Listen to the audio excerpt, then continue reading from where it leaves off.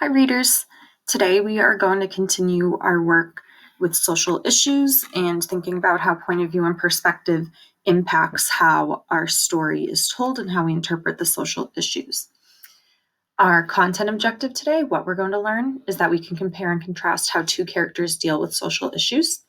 And our language objective, how we're going to do that learning, is that we can write about two characters, or we can write about how two characters deal with social issues in similar and different ways using a T-chart. So you're going to do some reading, you're going to do some writing today. All right, so before mini lesson, we listened to the book Freedom Summer by Deborah Wiles. And we identified that a social issue in this book is racism. We know this because the author writes that John Henry is not allowed to swim in the town pool because of the color of his skin, and John Henry doesn't go into Mr. Mason's store, probably because he's not sure whether Mr. Mason will welcome him or not. And furthermore, when a law is passed that anyone, no matter their race, can swim in the public pool, the town orders to fill it, and they fill it with concrete, and John Henry and Joe don't get to swim in the pool together. And so racism is the predominant social issue here. Now, I'm going to ask myself, how do Joe and Henry deal with this social issue? We see the book through Joe's eyes because he's our narrator with our first person narration, but we see how John Henry is responding to this issue a bit through what he says. So we get Joe's thoughts and what he says, but we don't get any of John Henry's thoughts. We just infer those from what he's saying here. So let's see how we can compare and contrast how they deal with this social issue.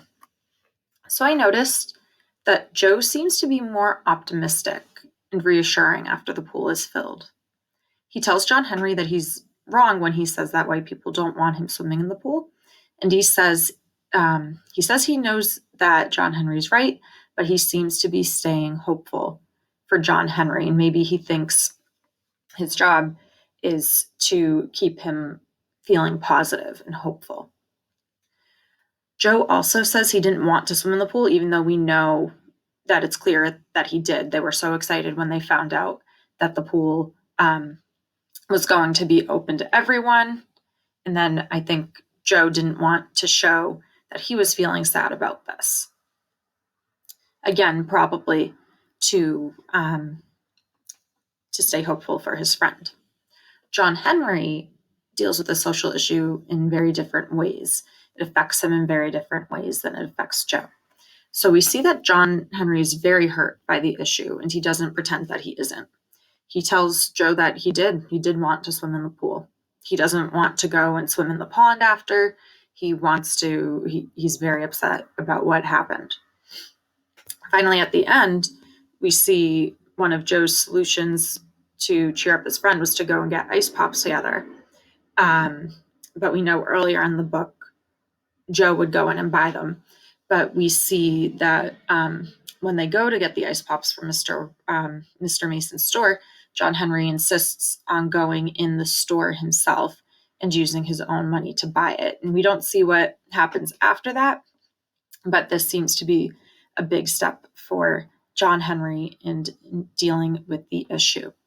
So now, by comparing how two different characters deal with the social issue, we have a deeper understanding of our characters and maybe what the social issue means to them. All right, so now it's your turn. As you read today, you're going to notice how characters deal with social issues in similar and different ways. And you're going to set up this T-chart in your notebook and record what you're noticing.